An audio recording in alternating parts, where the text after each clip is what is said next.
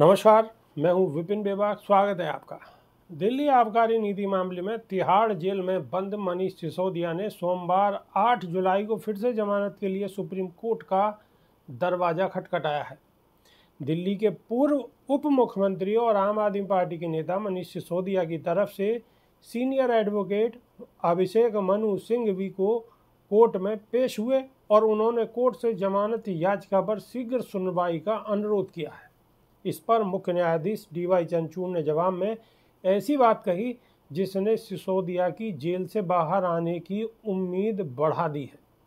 पहले 4 जून को central bureau of investigation और प्रवर्तन निदेशालय की ओर से दायर मामले में कोर्ट की वेकेशन बेंच ने सिसोदिया की जमानत याचिका पर विचार करने से इनकार कर दिया था। अब फिर से उन्होंने याचिका दाखिल कर उस पर विचार करने का अनुरोध किया है।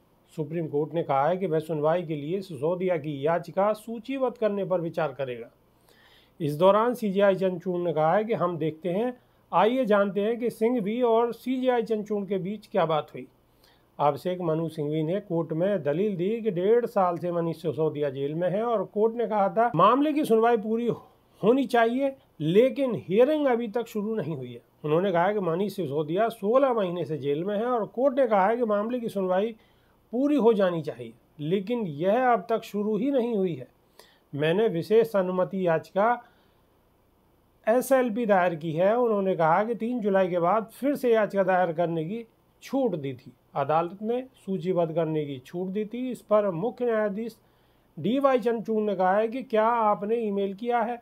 मैं इस पर गौर करूंगा। मनीष सिसोदिया ने दिल्ली हाईकोर्ट के 21 मई के फैसले को चुनौती देते हुए सुप्रीम कोर्ट का दरवाजा खटखटाया है। हाईकोर्ट ने उनकी जमानत याचिका खारिज कर दी थी। उससे पहले उन्होंने निचली अदालत के 30 अप्रैल के आदेश के खिलाफ हाई कोर्ट में याचिका दाखिल की थी। निचली अदालत ने दिल्ली आबकारी नीति निर्माण और क्रियान्वयन में अनियमितताओं से जुड़े मामले में सिसोदिया की जमानत याचिकाओं को खारिज कर दिया था। अभी के लिए सिर्फ इतना ही। नमस्कार।